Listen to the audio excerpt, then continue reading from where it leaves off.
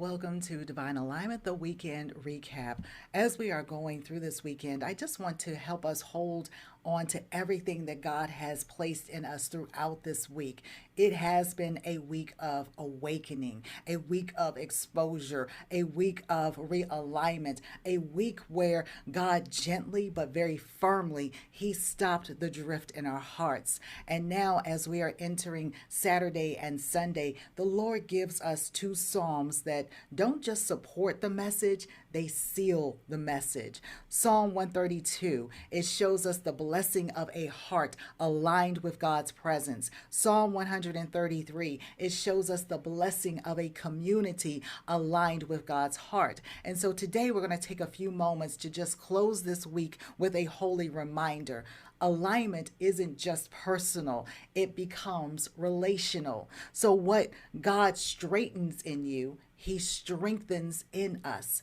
So, let's walk through these Psalms together. Amen. So, all week, God has been revealing how drift happens. It happens quietly, it happens slowly, it happens subtly, and without us noticing.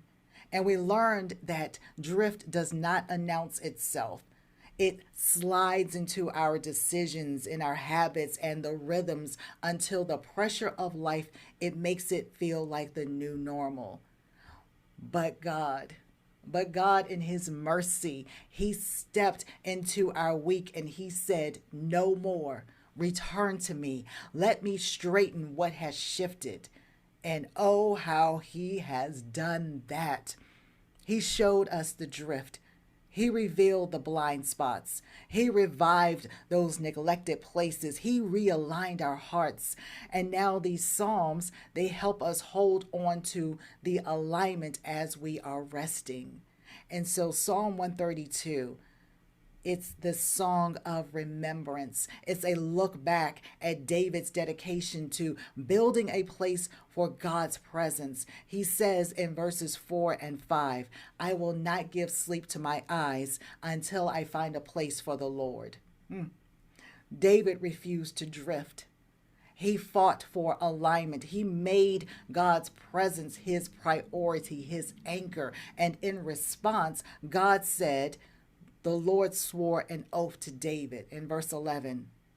"One of your descendants I will place on your throne."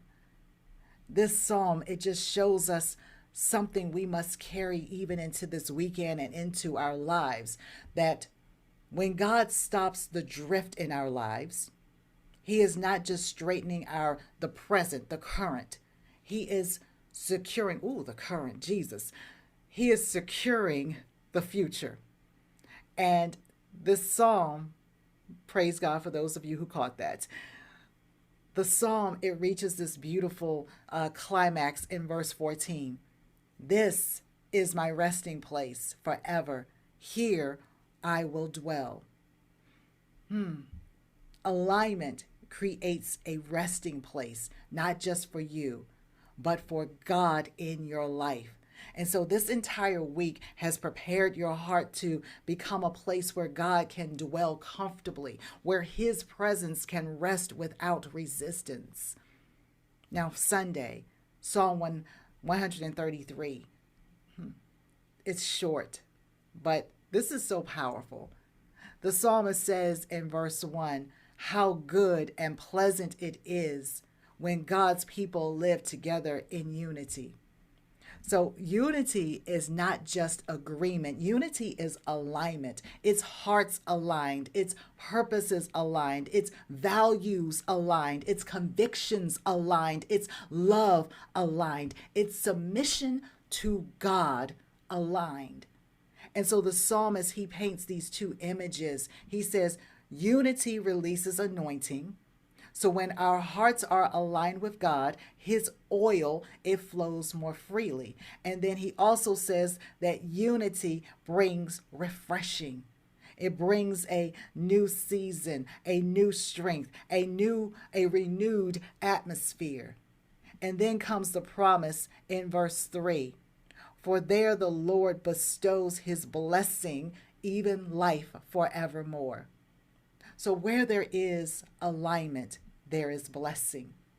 Where hearts stop drifting, lives start flourishing.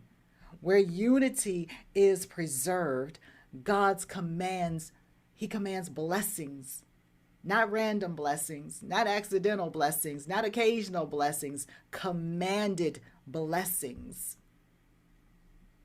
As we rest this weekend, I just want to have this question maybe sit with you. All right? Ask yourself, where do I sense God rebuilding what the drift damaged? Amen. Because the drift, it stops when awareness becomes intentionality. Alignment stays when surrender becomes a lifestyle. Amen. Amen. Father, we thank you. We thank you. Please pray with me. We thank you for stopping the drift in our hearts this week. Father, we thank you for realigning what shifted. We thank you for reviving those cooled areas, those lukewarmed areas. We thank you for restoring what has drifted. Father, as we are entering into this weekend, anchor us in your presence. Anchor us in your unity. Establish a resting place in us. Command your blessings among us. Strengthen every place that you have already straightened. Deepen our conviction for every place that you have restored. Father, let the alignment begin to continue throughout the days ahead. Let us continue to walk in divine alignment with you.